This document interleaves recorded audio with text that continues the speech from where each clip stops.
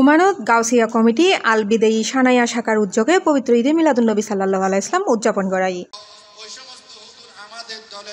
সেপ্টেম্বরের 11 তারিখ বৃহস্পতিবার রাতে 9টায় ওমান বিদাইয়া সানাইয়া 2 নম্বর রোড এলাকাত এই মিলাদ মাহফিল আয়োজন করা হয়। এন্ডে মোহাম্মদ শিবলি আল নুমানের সভাপতিত্বে সঞ্চালনা করে মোহাম্মদ সেলিম এবং প্রধান অতিথি হিসেবে আসিল ওমান গাউসিয়া কেন্দ্রীয় কমিটির সাধারণ সম্পাদক মোহাম্মদ রুকনউদ্দিন। উক্ত মাহফিল গুরুত্ব পবিত্র কোরআনতুন তেলাওয়াত করে এবং পবিত্র ঈদে মিলাদুন্নবী সাল্লাল্লাহু আলাইহি ওয়াসাল্লাম উদযাপনের গুরুত্ব তাৎপর্য তুলে ধরে আলোচনা করে প্রধান বক্তা বদিউল আলম আল কাদেরী, বিশেষ বক্তা মোহাম্মদ সেকান্দর নইমি ও গাউসিয়া কমিটি আল বিদাইয়া সানাইয়া শাখার সভাপতি মোহাম্মদ হানিফ উপস্থিত আছেন। বৃহস্পতিবার ও শুক্রবার সহ প্রায় প্রতিদিনই বিভিন্ন শাখা প্রোগ্রাম থাকে। এন্ডে গাউসিয়া কমিটি আল বিদাইয়া সানাইয়া শাখার সকল সদস্যবৃন্দ সহ মাহফিল বিপুল সংখ্যক বাংলাদেশ কমিউনিটি প্রবাসী উপস্থিত আছেন।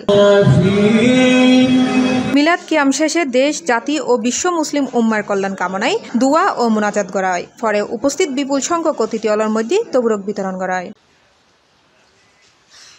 C plus TV, Chittagong.